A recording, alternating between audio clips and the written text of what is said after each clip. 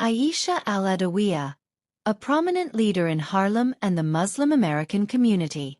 Sister Aisha, as she's known, moved to Harlem from Alabama in the early 1960s to pursue her dream of being a jazz vocalist. She was involved in the music scene in the village, eventually embraced Islam, moved to Harlem and grew close to Betty Shabazz, Malcolm X's widow.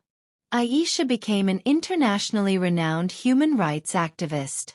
In 1994, following the genocide in Bosnia, she set up an organization called Women in Islam, which has raised awareness and funds for conflicts around the world. She also founded the Malcolm X Museum. For the past 35 years she has worked at the Schomburg Center for Research in Black Culture in Harlem. She retired in September 2021 and has an extraordinary personal archive, a collection of books, pamphlets, photographs, and recordings documenting her life in activism and art, that will now be housed at the Burke Library at Union Theological Seminary. Aisha is a long-standing member of the Columbia community. She has been involved with the Muslim Student Association and SIPA since the 1970s, when she set up an organization on campus called Sisters in Islam.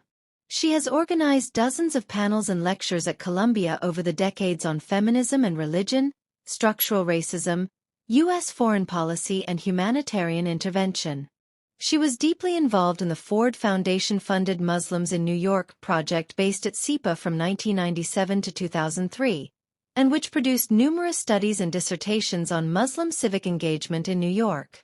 Aisha was around when Columbia tried to demolish the Audubon Center in 1992. With Betty and the Shabazz daughters, she subsequently set up the Shabazz Center in what's left of the Audubon. Aisha was involved with Columbia's MSA when NYPD surveillance began after September 11, and when the Muslim ban was introduced by the Trump administration in 2016. She, along with Imam Talib, another Harlem elder, launched a lawsuit against the NYPD.